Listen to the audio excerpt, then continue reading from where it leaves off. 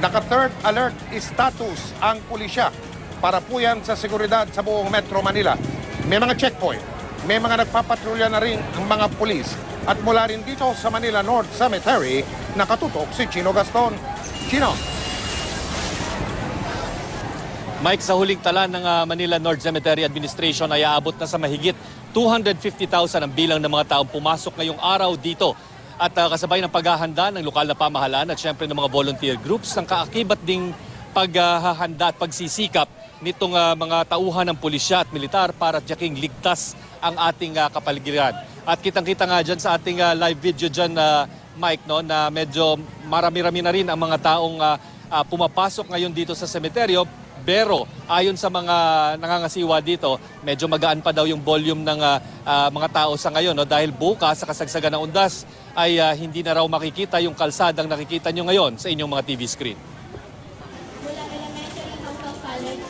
Ngayong bisperas ng undas, pansin na ang pagdami ng taong papasok sa Manila North Cemetery. Gaya ng mga nakalipas na taon, nagsisimula ang pagbabantay ng mga otoridad sa bungad ng semeteryo kung saan chinecheck ang bag ng mga papasok. Nagpapatrolya naman ang mga kawani ng Manila Police District sa mga pader.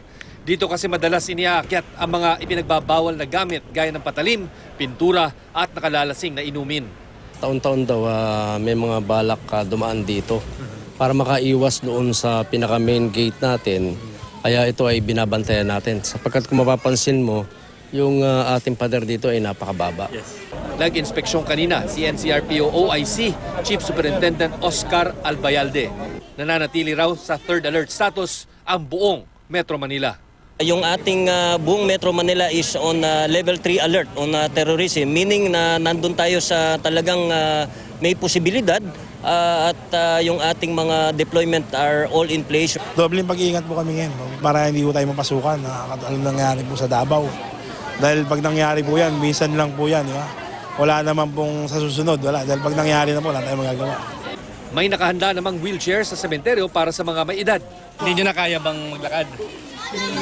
Kasi matanda na. Pero so okay to. Sumasakit na yung balakang. Nagkalat din ang mga first aid station. Ang grupong Tzu Chi Foundation may waste segregation center para makatulong sa paglilinis sa mga basura. Agaw pansin naman ang pwesto ng isang funeral homes na nag-aalok ng libreng selfie o litrato sa loob ng isang pink na kabaong. Kanina dumating din dito sa North Cemetery si Manila Mayor Joseph Estrada at dumiretso sa puntod ng matalik na kaibigang si Fernando Poe Jr. To see to it that everything is in order. Well, of course, number one is peace and order.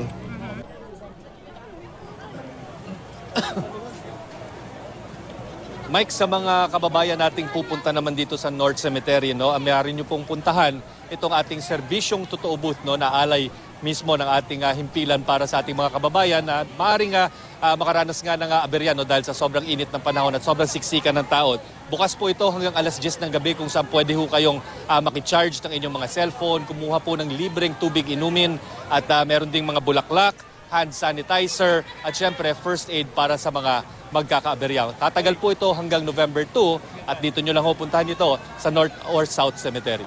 Mike. Maraming salamat, Chino Gaston.